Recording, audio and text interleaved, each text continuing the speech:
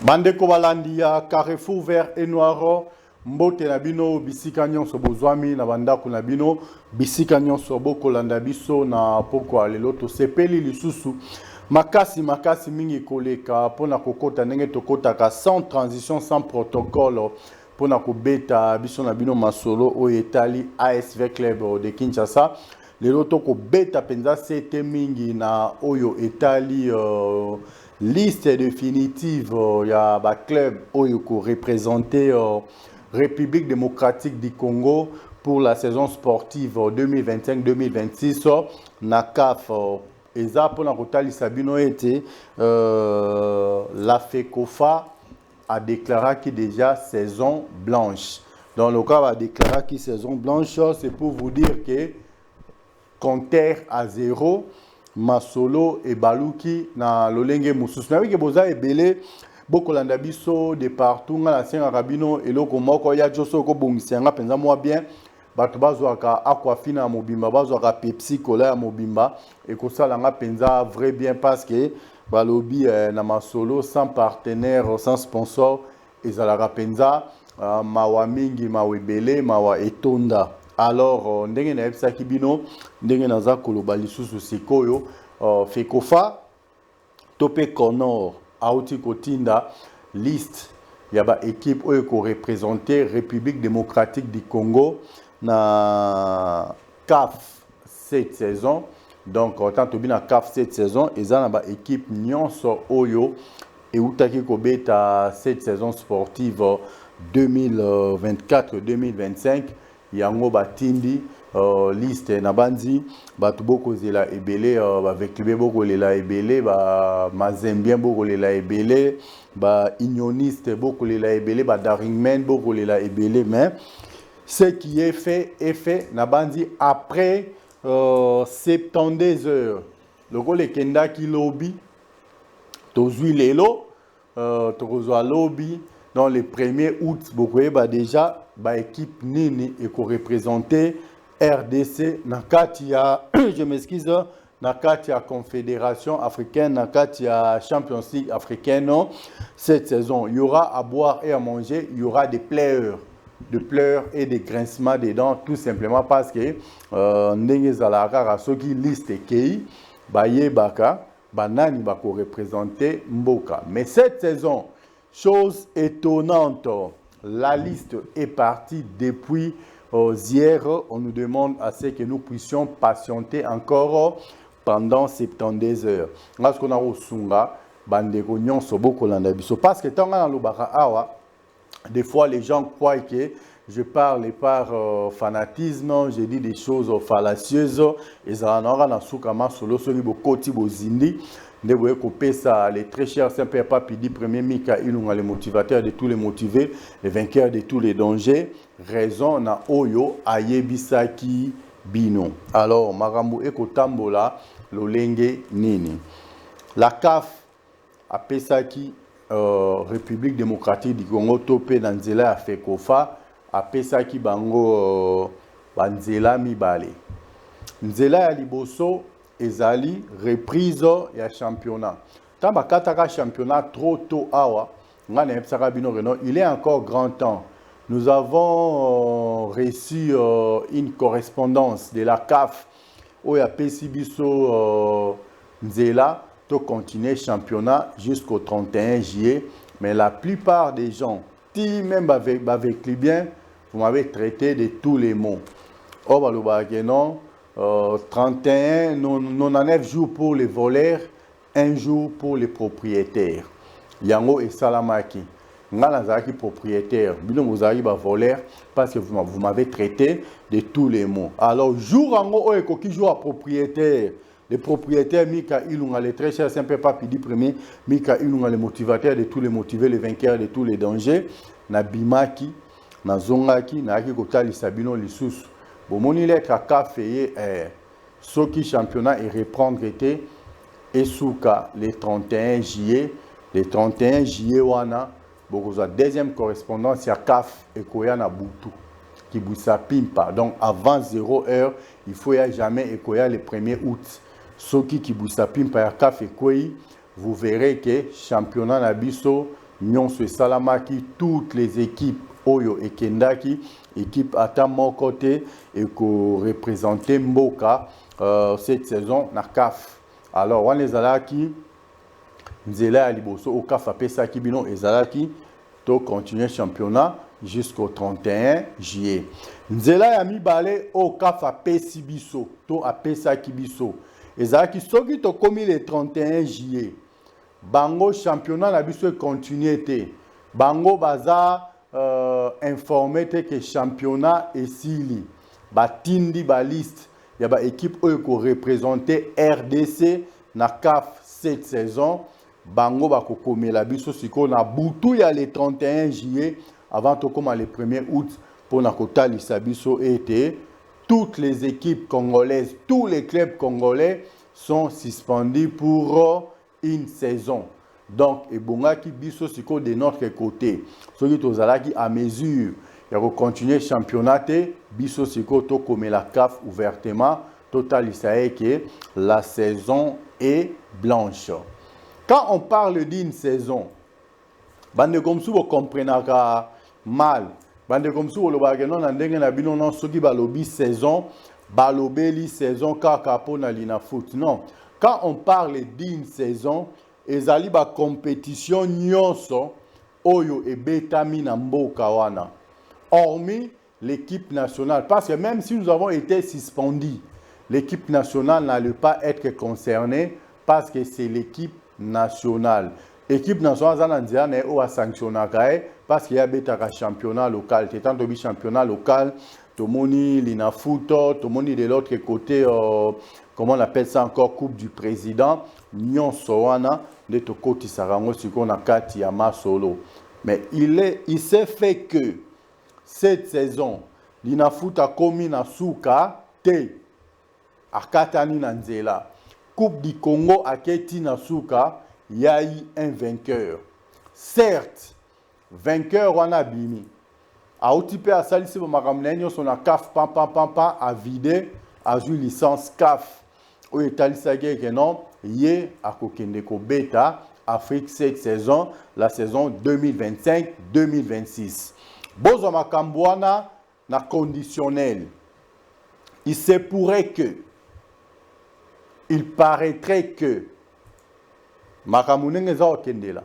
comme la FECOFA a écrit ouvertement à la CAF pour faire voir à la CAF que la saison 2024-2025 a été déclarée une saison blanche. Comme la CAF a réceptionné la lettre de la Linafoot ou de la FECOFA, cela veut dire que tous les championnats Oebetami Namboka, comme toutes les compétitions Oebetami Namboka, que ce soit la Coupe du Président, que ce soit la LINAF, Nyon Soana et Koué Namai. Seule chose, au Bandegonabiso ya Simba, va profiter nango eza cagnotte au Bango Bazui, il y a 250 000 balles. Mais entre guillemets, il paraîtrait que là, on a payé. Et outaki nango peka chez Bango Kuna, comme chez Bango Kuna, qui pas qu'ils allaient le cotro, ils allaient donc 250 000 balles, c'est rien. Même la finale en question a été boutiquée, a été hypothéquée avant même que ça puisse se jouer. Donc, la maille, bon, si vous gagnez finale, vous aurez peut-être 200 000 balles. On vous donne déjà 200 000 balles. Allez débrouiller-vous, organisez votre équipe et tout. Bandegwa MK, bango pe baza coopératif. Na lolenge na bango. Ceux qui lisole betamaki, na lobaki bozwa otu na robeta siko na o Italie Coupe du Congo na conditionnel. Ceux qui lisole betamaki, ceux qui pe lisole betamaki te, biso topé sarabinoka information. C'est pour ça que je l'ai toujours dit ouvertement, nous sommes là pour vous donner des informations très précises, traitées avec beaucoup plus de professionnalisme et en toute honorabilité. Ndengeka topé sarabino, ndengeka to mesani selabino na Rolanda Rabiso. Donc ça se passe comme ça avec nous. Il y a on a resenga au cardiaque. Biskanyo so bovandi bo Rolanda bota la émission oyote. Parce que avant que Kibouissa Pimpa ekweya, ngandenge na oloba boye déjà les équipes qui sont retenues pour la saison sportive 2025-2026 en Afrique. Les équipes qui vont représenter la République démocratique du Congo. Alors, yo oza kolanda biso. Peut-être Eumage Belé, peut-être Oseka Belé, peut-être Belé, mais tala lelo yo, toza wapi. Alors, il est grand temps. Le gros, les très chers Saint-Père Pidi, premier Mika, il nous a les motivateurs de tous les motivés, le vainqueur de tous les dangers. À côté, nous avons une question kaka moko toza wapi. Allez-y, vous posez déjà cette question.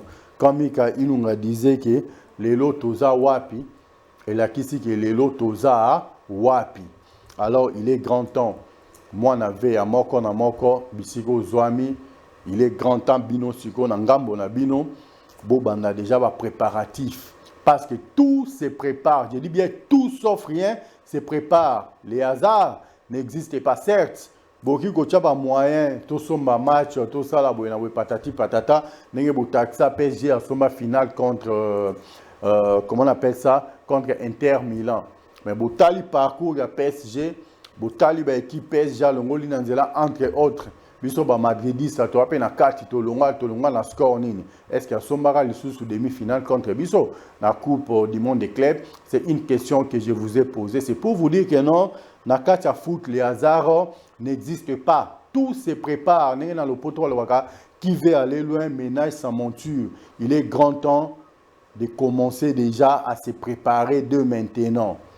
Il est grand temps de commencer à se préparer de maintenant, tout simplement parce que ce qui préparation est à bien été. Bon, les très chers Saint-Père Papi dit premier Mika une non, Tozoni Afrique. Oh non! Oh bon, les très chers Saint-Père Papi dit premier Mika une non, vers à kokende lisusu Afrique. Non, je n'ai pas dit ça. Je n'ai pas non plus dit ça. Mais je vous ai seulement dit une seule chose. Il faut se préparer en conséquence. Tout est encore ouvert. À l'impossible, nul n'est tenu. On les a bibliques et ça n'a été. Certes, je suis le tout premier pape africain, mais on sont dans le bara et dans l'évangile. Ça peut être contredit aujourd'hui ou après-demain. Ça peut ne pas être aussi contredit parce que ce que j'avais dit là, c'était une vérité. C'est pour ça que je suis en train d'exhorter le véclibien en ce net moment. Président, il y a une section. Président, il y a un comité général des supporters sur AS Club de Kinshasa International Linda Mbalaka. Est-ce que vous mettez Aquafina? Est-ce que dans la réunion, vous mettez Aquafina? Est-ce que vous avez une réunion, une réunion tripartite et Kosalema, comité général des supporters, coordination, na conseil suprême? Est-ce que vous avez Aquafina? C'est une question que je vous ai posée. Ici, c'est moi qui pose des questions. À vous de me répondre. Alors, bande konanga sectionnaire, préparez-vous en conséquence. Oyeza Koya et l'équipe Oyeza Lelo. Ce qui reste à faire est plus dur par rapport à ce qui est déjà fait. Ce qui est déjà fait, une année catastrophique. Une saison pire. Une saison pire. Je n'ai pas dit pure, pire. Pour l'AS Club de Kinshasa, alors il est grand temps de commencer à se préparer de maintenant. Pourquoi je vous ai demandé de commencer, de vous préparer de maintenant? Tout simplement parce que Maramboza Kouya est belé. Demain appartient à Dieu. Mais il y a aussi des prophètes, on va prophétiser. On va dire que non, Mukola lobie koza boke ba ko bimate, soko bimio ko kuta na mabena nzela. Alors, moi étant le très cher Saint-Père Papidi, premier Mika Ilunga, le tout premier pape africain depuis que le monde est monde. Nakoe Bisabino, bande konanga ba sectionnaire, bande konangai ba supporters, commencez à vous préparer de maintenant. Bobi ma solo nenge tambolaka. Boebi lisano ndembo don tope motopi nenge tambolaka. Na moye zarama solo mususu, na butupe ezalaka ma solo mususu. Alors, bale mingi bungi unenge bomona kawana, bale beta mana butu, bale beta mana butu. Na butu pe ba otali soke non ma solo nenge zawa, en tout cas, soko sali faut pas te coopération yango eza en faveur na yo. Mais na terrain tout peut changer. baoyi baoyi yango na terrain. Alors pour baoyi baoyi yango na terrain te rosala boye. Tala ba joueur na ndenge bazali o kuna akota na terrain te poso akoti na terrain ya dama ki côté kuna. Toyebi net na vita. Toyebi bisika masolo e côté laka. Toyebi joueur oyo akoti saka masolo bazana bango tumi bale. Toboyi na biso kotanga bango. Alors sur ce et après notal c'est que non masota bacho ki pa ki odame yo damango na nenga bwebeza ki pa ki moko ezaki travailler. Le fait que yo zwango déjà quand on dimi ko simba yango ko banda ya masolo yango au moins que non bakosa kibiso oh ba charlatan non eza ba joueur na bino eza batu ya comité yango nde cette fois-ci avant que to banda la saison sportive 2025-2026 icto facto il faut tout ça la basalaka il faut tout ça la cérémonie tout o esamaka na kati ya AS Club de Kinshasa mito tabafwe katama tabavwa telema ya mobimba azakolela mais balobi ne maloba tabana kwei penza adaye sur place to kata mutu to lambie to tumbie batutu bazana badame comme ça to kotala kanenge tabakweyaki o pas komeka ko trahir avec club aye pas ko kweyaka na lulenga tout ça ça doit être fait cette saison parce que il y a un système robo yebite pourquoi o yezo zela bino lobby et on a dit que non tout le monde doit se préparer en conséquence ngana embangu awa nous allons présenter émission mais de l'autre côté Conseil suprême coordination na CGS bavandi bako betama solo alors ndenge bango bako betama solo ndenge réunion za ko salama il est grand temps ba se préparer en conséquence parce que oyezo ya lobby seuls les initiés baza déjà au courant ba oyo pe baza ba initié te ba yebite ni neza koleka yo naza koloba chapeau ba na bandeko na biso ya coordination na musala munene o baza ko sata bi musala munene là je vois le président Lambert Moussa Sani le président Flori Mapamboli en tout cas nzambe yalola azana bino nzambe yalola abatela bino parce que recrutement au bino boko sala lelo kanenge to solo la boye parmi les joueurs oyo baza retenu baké ko beta chan moko déjà Masolo n'est évidé au sein de l'Est Club de Kinshasa. Moko déjà. Masolo n'est évidé déjà au sein de l'Est Club de Kinshasa. Donc, avec club cette fois-ci, et qu'on a le recrutement, moi la Wenga prometta qui bino dit jamais vu. Les recrutements XXL, on a vite à ça, oh ya ebisara bino. Mais bien sûr, tu vas dire que c'est dit jamais vu. Parce que tout ça là, en 2012-2013, awa.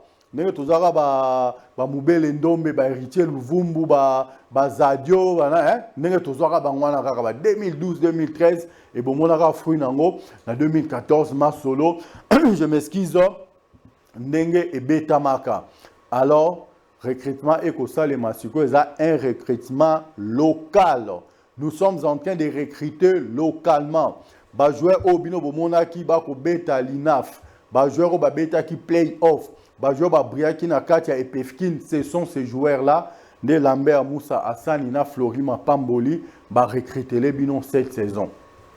À moins que Oza à moi la VAT, à moins que Ezala Olinga avec les P. C'est ça peut dire que Yolinga avec les. Au vent pendant la boule systématique, le ban à Mongama Makanda, où est rançon de la forêt, au Panza Adidas Arena le 18 octobre Awa. Mon anniversaire, il y a naissance, il y a père Nangai. Na petite sœur nanga o azwa ko moi mère nanga Aude Galé ya Laetitia Tamboy donc jour on les a date mon comme historique na mystique a fourmi so to utika ba bikote to kendela wana to robeta pe ba tour ba côté kuna to ko tala penza ko assister Yanko de la Forêt on a ici honorable sénateur Richard Kimbulo ko za la pressé ya ozonga na nukinte faut za la kuna ti le 20 octobre. Comme ça, total, à ce qui m'a soulangé, les gars, photo, sans flash, mais n'a pire esprit, on doit être là pour soutenir l'artiste, c'est lui qui fait la fierté du clan Wenge. Balobi, père, il y a génération berceau, surtout au PC Bambo, Tebele, to Kanya Ngombangu, ou à Tebebo, tout le non, ils aura très souvent, en côte Sara Wera, non, Wera est le seul et l'unique artiste et musicien où il a contribué au sein de l'Est Club de Kinshasa, où il y a Somba, bis, ambulance, ça enveloppe. pour na ASV Club pesa même équipe adverse il y a derrière club Motema Pembe pesa même bampaka na biso kuna ya Bilima Dragon alors comment on ne peut pas les soutenir so kazana événement so kazana masolo il faut surtout toko tarana kati to soutenir yanko ingama makanda we ranson de la forêt na bandi et que ça la penza vrai bien alors to kangi parenthèse to zongi mbang pour na ko ça non en tout cas on doit se préparer en conséquence parce que na boy nanga les cardiaques bu piquer ba crise aéro parce que zaraso qui de très cher simple papidi premier mika une beti na betara la fois passée awa bo boya bo benga bo réclamant ndenge nyonso émission vidéo bo landing ati na ba réseaux sociaux pour na me oloba ki bo etala bo metala lelo yo tabota la lelo yo toza wapi yo na sengi na bana veya bino bo pesa nga confiance. Oui, que quand j'avais commencé cette émission, j'étais trop jeune, même pas 20 ans, même pas 20 ans.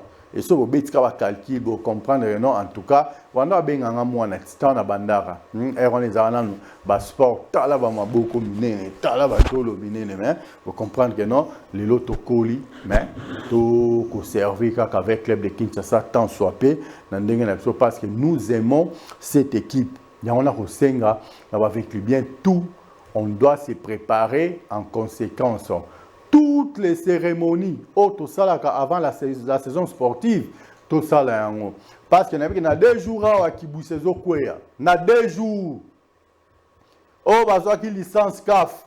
Oh, bah, oh, yokuna bazabwe. Il y a 2 jours. 2. Pas 3. Il y a 2 jours à Kibusezo Kwea. Alors, c'est quoi?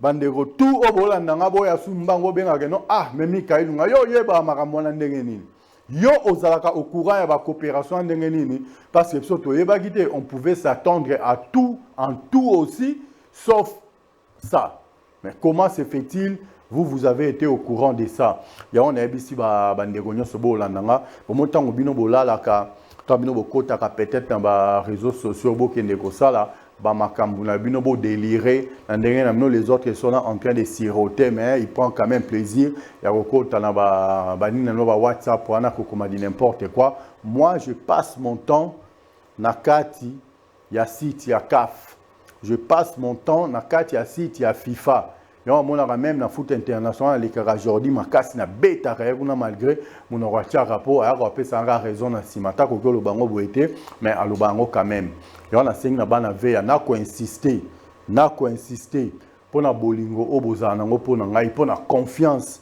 obozana ngo pona ngai ngawa bino bangai en tout cas bana veya tout o nyonso yebi ke non alokaka kologeza na façon mibale. Est-ce que vous voyez que Nzambe est mort à l'anganga? Tabayemba bonganga, Nzambe bonganga. Artiste et musicien congolais mort à Embayang. Aembara bonganga Nzambe. Nzambe est mort à l'anganga. O nyo sobi ka lokaka okoloka na kati ya mabondeli okoloka na ndenga kindoki.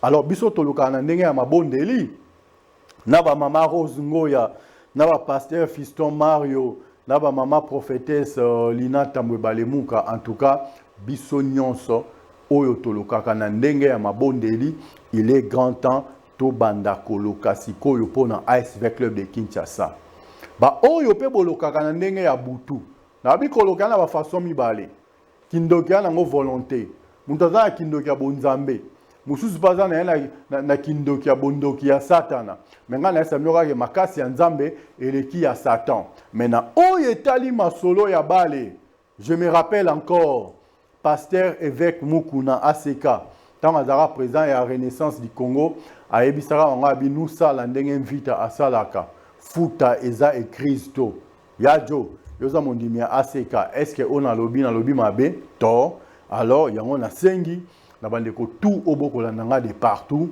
to chana nous sérieux to cha penza sérieux parce que na 2 jours awa ki buisa eza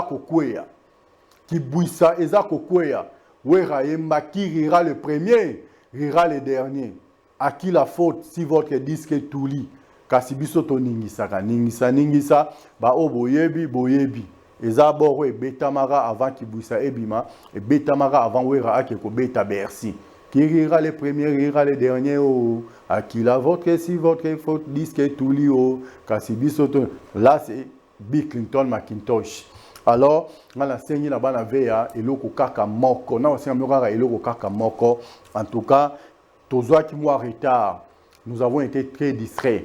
Mais la meilleure des choses, recrutement dans l'utilité, la meilleure des choses, la saison sportive 2025-2026, dans le bandité. Soyons concentrés, s'il vous plaît. Na sengi bino pardon, na fukameli bino, na bolingo ya tata Nzambe, na mawa ya tata Nzambe, ne soyons pas distraits. Na mikolo mibale za koya lelo déjà. Lobi komi mukolo mususu. Donc, na tchango mukolo moko to ndenge nini. Kibwise zo kweya. Donc, so kibwise kwei, na boibo koma ko se préparer précipitamment. Non, non, non, non, non. En tout cas, ma casse avec les ezalaki pa na bino ba supporters yango à l'époque. Les Gabriel, les généraux d'armée Gabriel Amisukumba dit en fort, anda ko benga bino binonde ba kolo équipe. Je ne pense pas qu'aujourd'hui, surtout que pas papa colonel Nyombi, on va toujours en toute honorabilité, avec ça les contraires, bisonde bakolo équipe. Alors il est grand temps, moi la veille à tout bisiko zwami, moi la veille à nyonso na o salaka. Soko za na section Y Songolo Pakala, bozonga bo organiser section na bino. Ba ope ba bi ke no bisonde to memaka moto, to ndima ko mema makala moto to chana mutu pona AS Club Kinshasa. Botika distraction, to boy na so beta générique, hein? To boy beta alerte générale, to boy beta kibwisa pimpa, to boy ko beta sans poto, to boy ko beta na biso nyonso obino boye bio intervention rapido solo la bien non. Donc to beta penza kibwisa pimpa double version A na B. Donc 17 titres nyonso to beti. Donc to bandi penza banda aéroport. Toye to leki na ba permanence na ba mama ola nyonso to ke ko kuta na biso na bino na stade de martyr de la Pentecôte pour na ko sepela pour na ko tombo la coopération ana yo na sengi na ba avec bien partout boko la ngai momoni nga na tcheli bino makanisi na tcheli bino maele na beti penza c'était là dessus avec fermeté et ténacité pour na ko senga na bino pas de temps pour les distractions inutiles. On ne doit pas être distrait. On doit travailler d'arrache-pied pour que nous puissions rigoler à la fin. Oueraloba qui rira le premier, rira le dernier. Bisoto sekara na biso liboso te ba sekara biso, bisoto sekana suka. Alors le roi to sekana suka na sengi na bana veille à tout. Jubo mona ka que non, koti na site akaf. Avant que site akaf beta mangamo na beta une émission spéciale. Na talisman moni coopération na epsa bino ma solo yango parce que ma solo est a deux versions. Version originale non certifiée, la version originale certifiée. La base, vous comprenez bien, la version originale.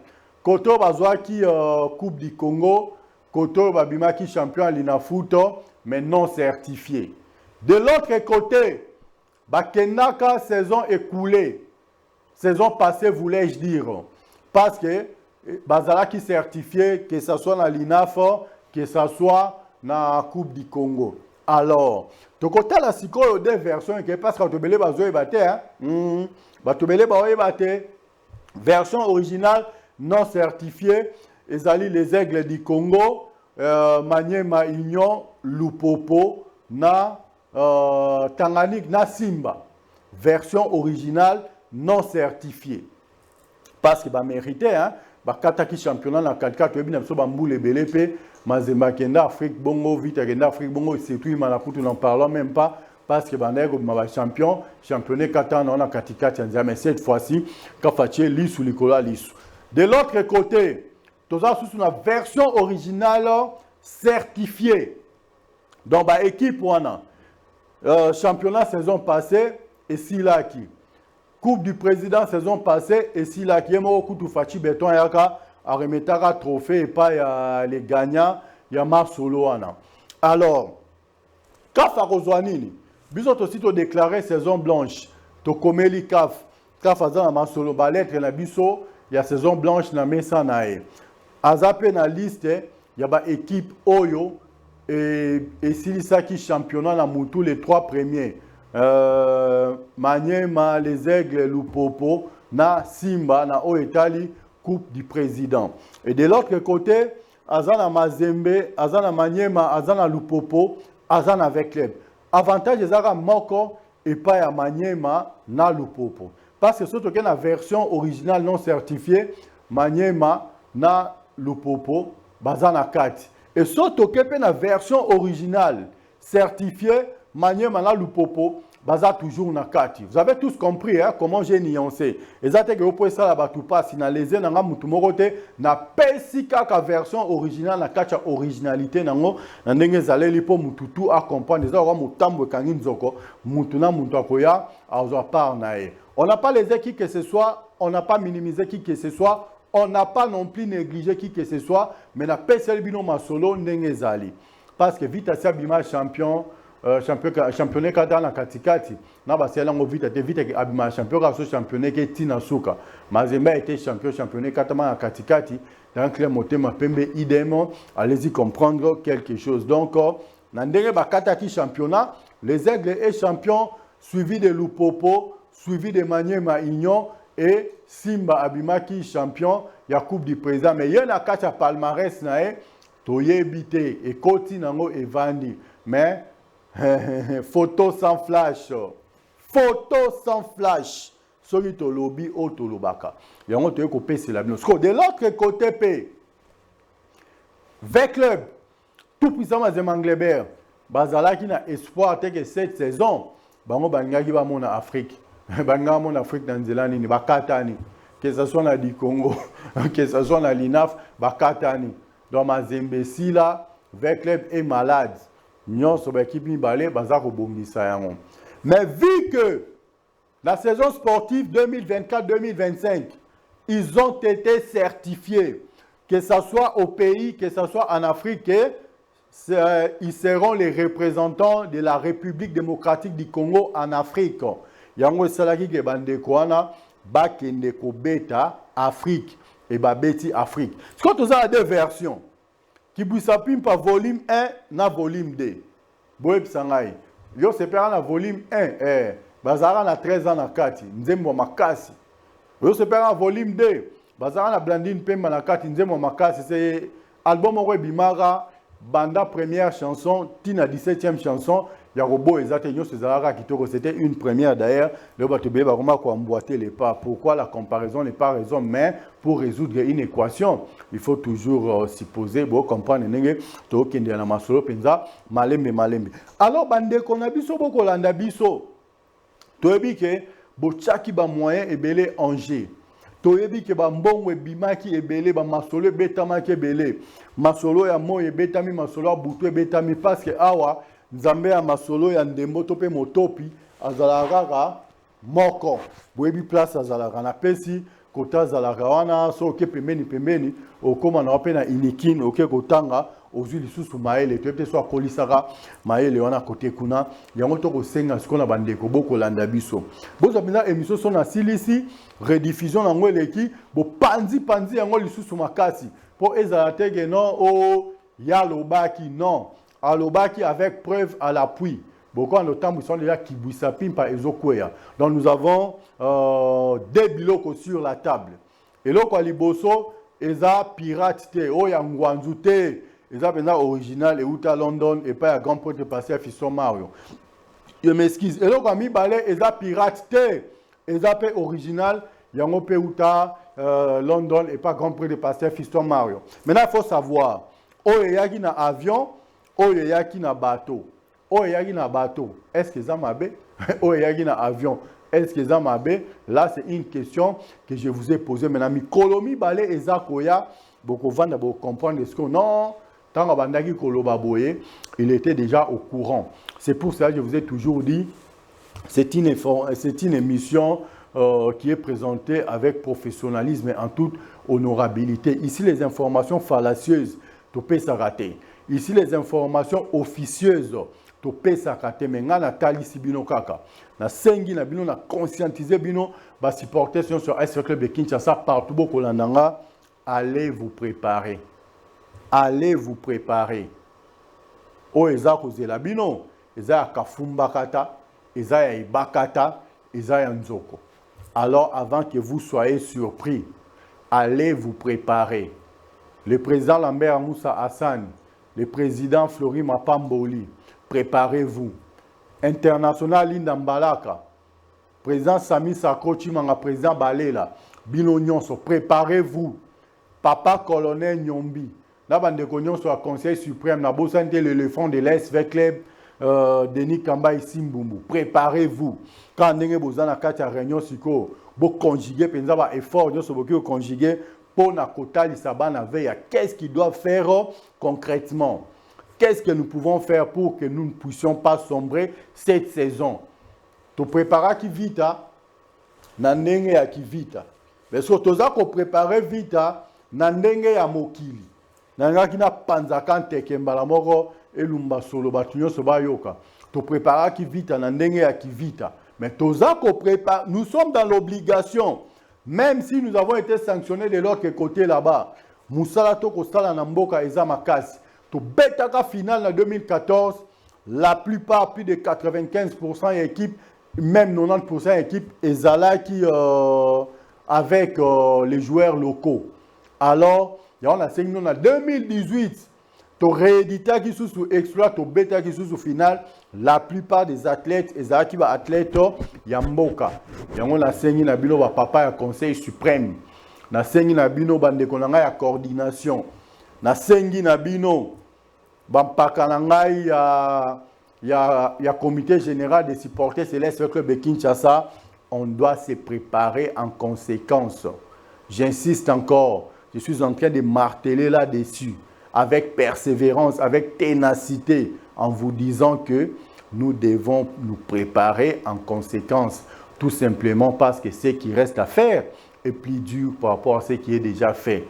Alors, préparons-nous, on doit travailler sur tous les plans, on doit réorganiser l'équipe. Nous avons déjà statut à Sika. Bien que Zana nous amendé, je ne sais pas ce qu'il est là déjà. Au niveau, il y a un comité général des supporters, ils avaient déjà amendé. Dans la réunion Tokoti, qu'on a tripartite, Conseil suprême, coordination, comité général des supporters. Il est grand temps, Moussala et Salema. Nazako insister, Nazako Senganabino, Nazako Lobelabino, Miss ou Nakatia Miss, vous le savez, je suis une personne qui n'a pas froid aux yeux. Je dis les choses telles qu'elles sont. Il est grand temps que nous puissions nous préparer en conséquence. On doit travailler d'arrache-pied cette saison. Baseka Kibiso le poteau, l'humilité précède la gloire. Une équipe au Ebima champion et Betara préliminaire. Et surtout Namboka, Veclub a été obligé de jouer la phase préliminaire. Qui rira le premier, rira le dernier. Bota la lelo. Bota la lelo. Nabi na ngaki émission avec bien beaucoup quatre habiter ni n'habiter ni beaucoup tambusa on a ndenge botambusa pour le bageno en tout cas la voix du peuple l'arbre des opprimés les très chers Saint-Père Papidi premier Mika Ilunga les motivateurs de tous les motivés les vainqueurs de tous les dangers ayebisa kibiso masolo to betaki ngo lelo na ba Jérémie Maïka du béton armé blindé lourdement chargé to betaki on là ba Homo Fortis Elikia je crois qu'il est grand temps maintenant. Binomba avec lui bien, je m'excuse, Bolé Kanakoué, Babo comprendre que non, Veclub doit se préparer, doit se préparer en conséquence. Qui veut aller loin, ménage sa monture. Il est grand temps, Veclub Ami Bongi, ça pendant l'Andenge et l'Ongobani. Balobi, seule la nuit ne suffit pas. Si seule la nuit suffisait, notre Seigneur Jésus-Christ n'allait pas créer la journée. Alors, tout peut être calé la nuit. Et la journée, makamumusé sami bando ki basa ki projet ba leo na butu. To komi na tongo, ndokyo alingaki leo na butu, yemo wakufi na tongo. Et un message na pesibino. Et un message na pesibino et je suis clair là-dessus. Vous devriez vous préparer tout simplement parce que Masolo eza koya, eza penza ya vrai bien. Nous habitons que ça a un avantage avec club, nous habitons que ça a des avantages avec club, mais nous avons un moko, Masolo eza koya. Eza ya vrai bien. Oza mwana veya, olingaka veya, nebolo bageno veya na motema, zongi sa veya na motema. Papa JP Wedinya. Nebolo ba toujours, Papa JP Wedinya, zongi sa veya na motema, CG Frank Lokuli, bo zongi sa pe veya na mitema, ngape wabino na ABC bino ya on a signa bana veya tout, bola muka. Président Jérémy Toukadia ou Atubuna, na section Bayaka, botelema. Président Coco Poupouna, section marché central, Botelema. Président Petrus, dans la section Paradis, Botelema. Le président du Présidium, Marcelin Mukuba ba Marcelin donc basala clique na bango il y a président sectionnaire yende président na bango nyoso dobite ko président Linda président sectionnaire de Linda za président comité général des supporters il y a AS Club Kinshasa mais na kati ya ekiri ndenge za ke o CDAC o nini ndenge sala maraboyi bika organisme africain nyoso Union africaine ezalaga sko bisope na kati ya Union de Véclibiens oyo ba président sectionnaire basangana entre bango babimisaka Marcelin Mukuba lokola président ba onde tozaka na bona plateau kanengeza kitoko boye na mali union soza ko beta ensemble na bango nde tolengola rabino la phase classique to betsa bino play off parce que ceux qui pe ba ya kate ceux qui pe na conscientiser bango te ceux qui pe na mobiliser bango te quand na faux départ tozo ka série ya Ndulman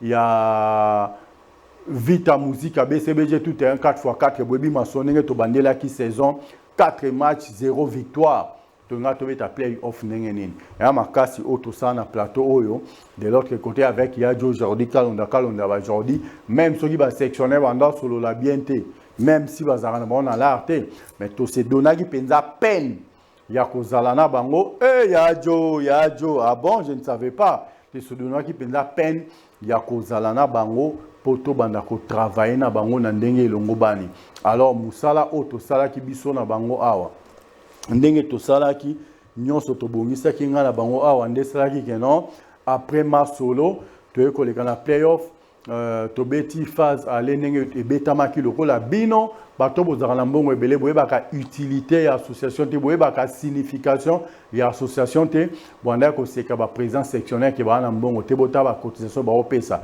o mbongo ya ba président sectionnaire eza ba mbongo ba poche na bango ya ba mbongo ya ba mitoki na teke bazwa ke pa mutu neza pona bolingo ya équipe ya wa bengaka association muke na bangwana ne pesaka biso série ya 5 matchs 5 victoires maintenant ba se retiraka parce que bolobaka trop boboya ki solo la bielo bana ngongia mamakanda we rançon de la forêt yango esalaka o esalaka bomona to akolanda série ya ba défaite to akozwa victoire ya suka contre Rangers na yango na sengi na ba vécu bien nyonso partout bokolanda nga to linga vita to travailler pour avec club to tika ko travailler pour na ba individu to ça bandeko baza kokumba équipe lelo maman na biso ayaka kendaka yaka na histoire ya Barcelone d'Afrique Barcelone normalement ils ont en perte de vitesse ça fait plus de 10 ans babeta la finale ya Ligue des Champions te comment on va gagner avec les à Barcelone d'Afrique on va le baka kombo to pesa rabana elandaka o mukenge shai o chibola ba kombo ko pesa babana te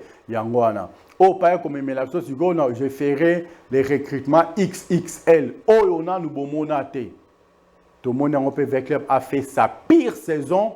Oyona nous totikala comme on a été depuis que Vita et Vita. Il y a nous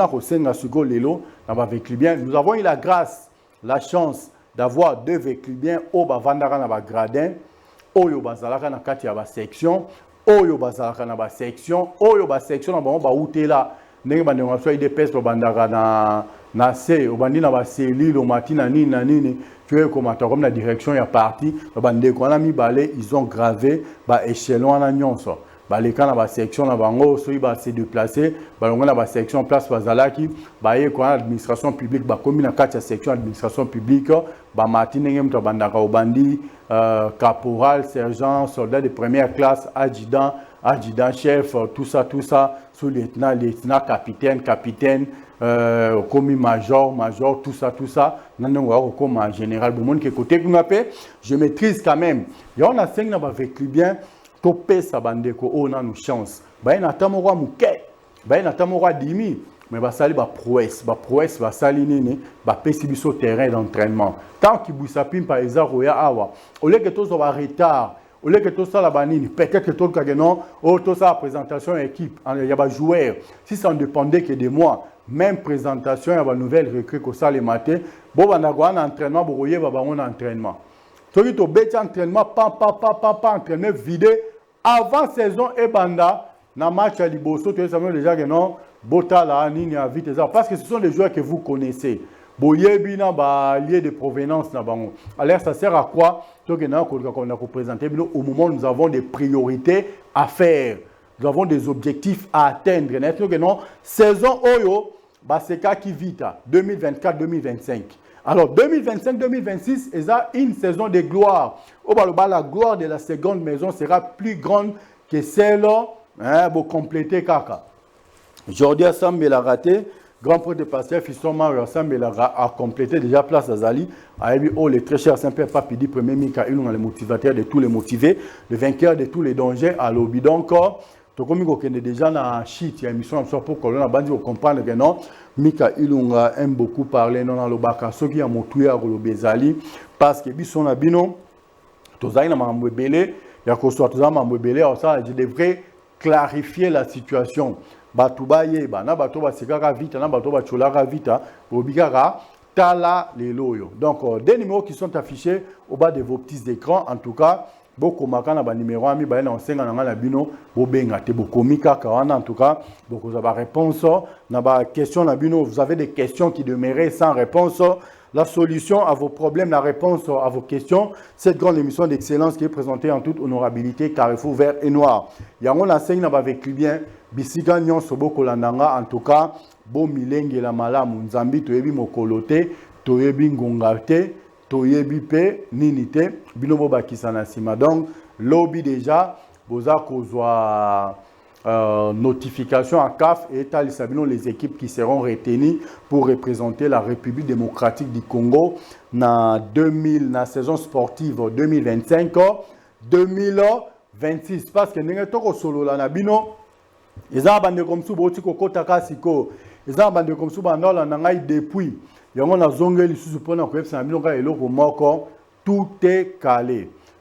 Fédération congolaise aux Mikolo commission de normalisation basi ba komeli déjà CAF pour nakota lisabango était la saison sportive 2024-2025 est déclarée une saison blanche. Dans la compétition tout est bétami na mboka mon côté et cause la pris en considération mais bazu quand même soin yakota lisabango la carte correspondance na bango tozali na version originale non certifiée Yangoyo. Dans la version originale certifiée, Yangoyo parce que les caras n'ont déjà et pas nabino. Certification RDC, ils en ont. Mais certification à niveau nabino et Afrique, bazan nango te. Bazan nango, bangoyo. À vous de voir, à vous de choisir. Bogoza Kibuisa Pimpa volume 1, Tobogoza Kibuisa Pimpa volume 2.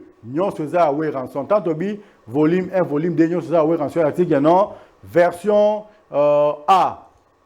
Original non certifié, et ça RDC. Version originale B, certifié, et ça PKK, il y a RDC, à vous de choisir. Maintenant, ndenge makambole ki la rabo ba ma balwa, ba mi beko ya ndembo, ba que non tant déjà o eza certifié sur le plan international. Il y a onde rokende. O eza certifié sur le plan national. En tout cas, je suis désolé. Et Kotika là, Nabanzi le message est passé. Nabana ve anyo so bolinga ki oyoka oye salami na munoko na ngai boyoki yango na munoko na ngai mais tokomi ko chité na yebisi na bino kaka eloko moko hormis recrutement oye se ningisi bino batu tout baningani ki busapi mpa muso ekoyi lelo un joueur international congolais oye aza sélectionné retenu na CHAN oya kobeta déjà CHAN kuna Moko a aussi signé l'élo au profit de l'Est club de Kinshasa. C'est pour vous dire que le président Lambert Moussa Hassani et le président Florima Pamboli Basali Moussala Nandenge et Longo Bani Bolinga Bana Batu.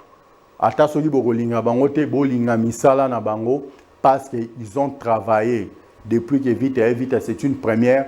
Comment la Batu na 2 mois seulement 2 mois va réaliser. Makambo Lambert Moussa Hassani na Florima Pamboli basali donc bana veya bozana terrain na bino ya entraînement ba match amico peto banda kobeta na parce que on doit se préparer pour Mansoleza et Belé tant bi Mansoleza et Belé pour comprendre que déjà tozana version originale certifiée internationalement donc ba match amico to kobeta yango kuna ba entraînement to na osala nguna bana na baza déjà logé na Fikine na place moko ya bien donc banda kobeta entraînement na tongo entraînement na pourquoi ba match amicaux en obété on a 2 matchs amicaux la journée pour se mettre en jambes quand compétition à Robanda va répondre favorablement et positivement. On a besoin, il y a avec lui bien, avec lui bien, nous sommes Kolanda biso de partout na banzi.